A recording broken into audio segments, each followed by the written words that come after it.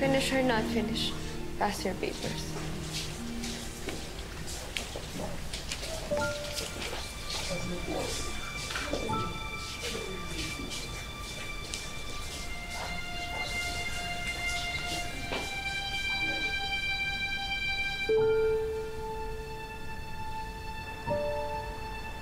Ma'am, si Matthew po. Bubusugin niya raw po kayo. Bubusugin niya rin daw po kayo sa pagmamahal niya. Mahal na.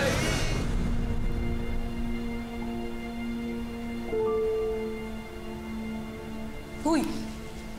Ano ka ba? Halika na, umuwi na tayo. Gagabihin tayo niyan eh. Alam mo, mag-focus na lang tayo sa pagtuturo kaysa naman magmukmuk tayo sa pagkamatay ni Kuya. Tsaka, lungkot lang yan. Mawawala din yan. Palagay ko hindi lang to lungkot, Rita. Sabi dun sa nabasa kong libro, depression daw. Hindi daw yung basta nawawala. Madalas, lumalala. Rita, ayoko nang mabuhay. Sus Mariosep, grabe ka naman, Luz.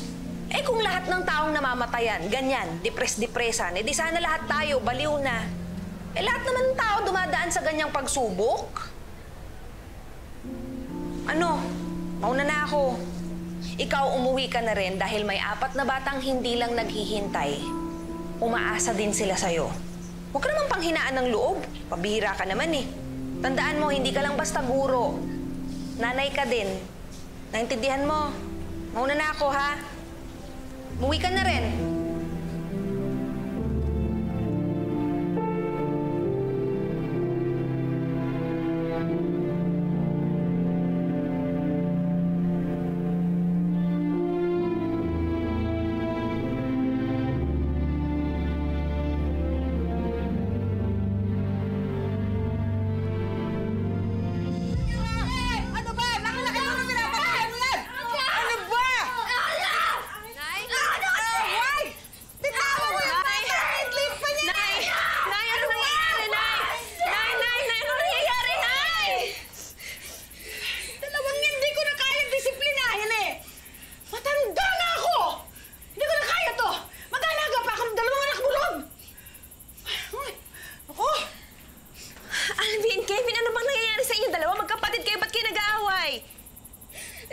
Sabi kasi ng kaklase namin na hindi niyo kami mahal ni Kevin kasi hindi naman kami tunay na anak.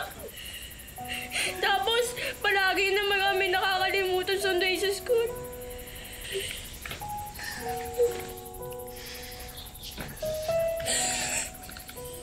Pasensya na kayo, ha? Alam niyo, nahihirapan lang din si nanay na tanggapin na wala na si tatay niyo.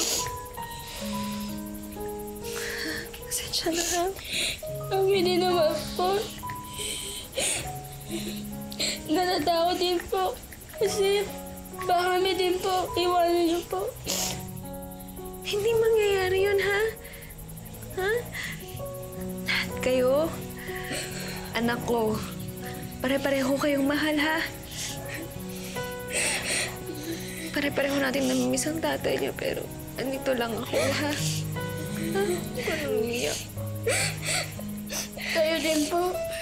Huwag niyo po pabayaan sarili po. Kasi mahal namin po kayo.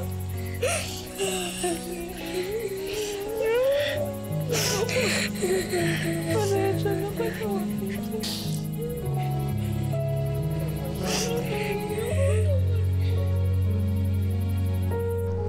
Good afternoon, ma'am. Good afternoon.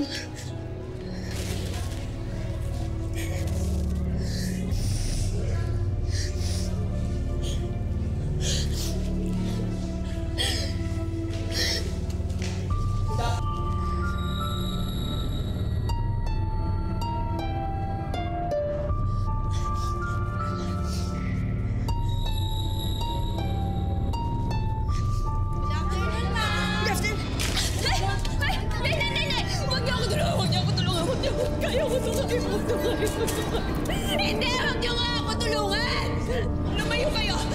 Kaya ko tumigay ako. Kaya ko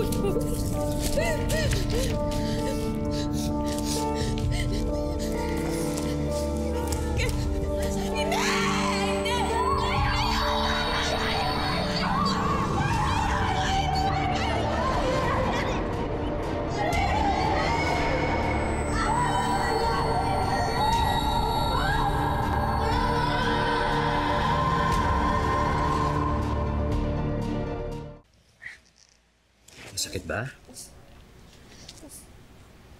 Okay.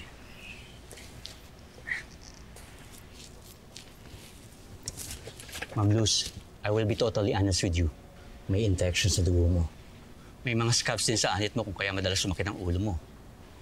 I suggest we do CT scan para makita natin kung ano sanhin ng lahat ng ito. Scan, hindi po pwede kasi may mga anak po kumasa sa akin. Hindi pwede. Ayoko namang malaman na meron akong kung ano mang sakit. Ayoko yun. Luz, okay lang yan. Nandito ako, tutulungan kita. Mabuti na yung maaga kesa naman, alam mo na. Akala mo, sa totoo lang, okay lang naman sa akin na wala na ako eh. Kaso nangako kasi ako'y angalo na aalagaan ko yung mga anak namin. Kasi maliit I mga also bata. suggest na pumunta kayo sa isang Talaga ako psychologist. pwede mawala I ng suspect she has trabaho clinical kasi depression. maliit pa yung mga At hindi bata. ito basta-basta mapapagaling Hindi ng naman nila loob. kaya. Alaga ako sila kaya nga rito. Kailangan ko ng trabaho. Kailangan ko magtrabaho. Hindi ako pwede mawala ng trabaho. Rita, nahirap Kaya na naman ako. to, tutulungan kita. Nandito ako. Dahil in denial, si Ma'am Luz noon, hindi niya sinunod ang mga payo ng doktor. Ang mahalaga sa kanya ay hindi matigil sa pag-aaral ang kanyang mga anak. Pagkatapos niyang mag-resign sa dating paaralan, siya naman ay natanggap bilang history teacher sa isang private school. Pero,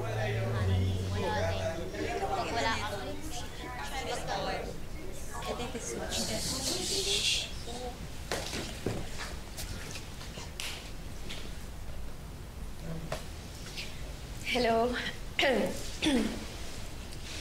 I'm your new history teacher. I'm Luz Biminda.